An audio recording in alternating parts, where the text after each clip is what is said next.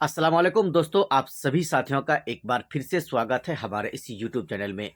दोस्तों, दिल्ली में चुनाव का माहौल गर्म हो चुका है और हो भी क्यों ना। जहां चुनाव का माहौल हो, जहां चुनाव के दिन करीब आ गया हो और वहां पर असदुद्दीन ओवैसी पहुंच गए हों, तो ऑटोमेटिकली दोस्तों आप जानते हैं कि चुनाव का माहौल गर्म होना ही होना है, यानी गर्म होना तय है। असदुद्दीन ओवैसी आज दिल्ली के मुस्तफाबाद पहुंचे, जहां पर वो अपना उम्मीदवार ताहिर हुसैन साहब के लिए अपने लोगों से वो वोट की अपील कर रहे थे। दिल्ली में अगले साल यानी 2025 में विधानसभा का चुनाव होना है और उस विधानसभा चुनाव में एमआईएम पार्टी भी पूरी मजबूती के साथ कई उम्मीदवार चुनावी मैदान में उतारने की बिल्कुल तैयारी में है। उनमें तो अगर देखा जाए तो जो मुस्तफाबाद विधानसभा है, उन पे जो हाजी ताहिर हुसैन साहब को वहां से अपना उम्मीदवार घोषित कर दिया गया है और उसके लिए चुनाव प्रचार में आज असदुद्दीन ओवैसी साहब और पूर्व सांसद इम्तियाज जलील साहब पहुंच भी गए हैं। असदुद्दीन ओवैसी का प्रोग्राम खत्म हो चुका है।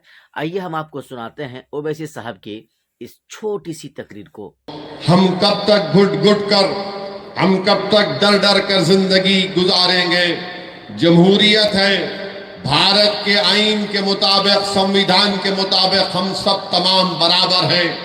हम इंसान हैं और जिस तरह हर किसी को अपने समाज की लीडरशिप बनाने का हासिल है, उसी तरह भारत के मुसलमानों को भी अपनी लीडरशिप बनाने का इख्तियार हासिल है। लोग बार बार कहती है कि मजलिस जिस चीज की बात करती है उससे बीजेपी को फायदा होगा। मैं उन लोगों से पूछना चाह रहा हूं, बताओ हम क्या दुनिया में इसलिए पैदा हुए कि तुमको जिताएं, तुमको कामयाब करें और हम वोट तुमको डालें और तुम बीजेपी को रोक नहीं पाते हो? बीजेपी इख्तिदार पर दोबारा आ जाती है। याद रखिए, भारत के मुसलमानों को इस बात का फैसला करना है कि आप कब तक नाम निहाद सेकुलर पार्टियों के झोली में अपना वोट डालेंगे।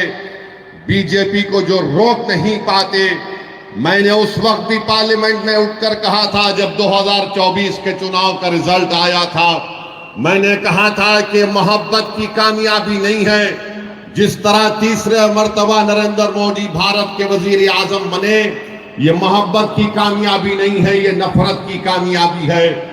और उसी की बुनियाद पर तीसरी मर्तबा बीजेपी 240 सीट लेकर आई। मगर सब ने कहा कि नहीं नहीं, बीजेपी के सीट की तादाद में कमी पैदा हुई है। अरे बताओ हरियाणा कैसे जीत गई बीजेपी, बताओ महाराष्ट्र कैसे जीत गई बीजेपी। हम पुकारते रहे, हम अपने हलफ को सूखा कर लिए, चीख मार मार कर कहते रहे देखो ये हमारा काम नहीं है, हम बीजेपी को रोकना जरूरी है, मगर ये पूरी जिम्मेदारी हम पर क्यों आयद करते हैं। अरे एक ही समाज है जो बीजेपी के खिलाफ वोट दे रहा है, उसका नाम मुसलमान है। बाकी के सब समाज हैं, उनकी अक्सरियत, उनकी मेजॉरिटी बीजेपी को वोट डाल रही है, मगर हमारे गले में सांप डाल दिया गया कि नहीं तुम बीजेपी को रोको। अरे बताओ तुमने हरियाणा में क्यों नहीं रोके बीजेपी को? बताओ दिल्ली में एक भी क्यों नहीं जीता तुम्हारा? तुमने तो मुसलमान को टिकट देना तो दूर की बात, तुम बीजेपी को नहीं रोक पाए। कौन जिम्मेदार है इसका? मेरी बात आप समझिए। याद रखिए, अगर आप फिर से इसका शिकार होंगे, नहीं नहीं हमको बीजेपी को रोकना है, यकीनन रोकना है, मगर रोकने का मतलब ये नहीं है कि तुम अपने बच्चों को जो 5 साल से जेल में सड़ रहे हैं, जिनका नाम वो लेना नहीं चाहते, आप उन्हीं को वोट देंगे।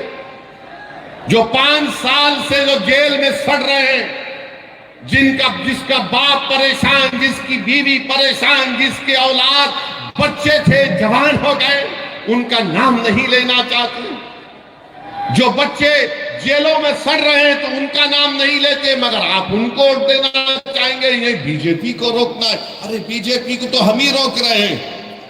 हम बीजेपी को ना कभी वोट दिए ना कभी देंगे, मगर ये लोग क्या बीजेपी को रोक पा रहे? नहीं रोक पा रहे।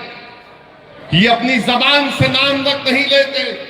ताहिर हुसैन के नाम का ऐलान किया तो सबके पेट में दर्द शुरू हो गया।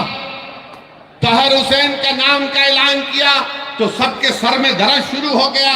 अरे जिसके पेट में दर्द हो रहा है, जिसके सर में दर्द हो रहा है, क्या तुम भूल गए कि तुम ताहिर हुसैन की घर के छत पर बैठकर कितने मर्तबा ताहिर हुसैन ने तुमको खाना खिलाया था?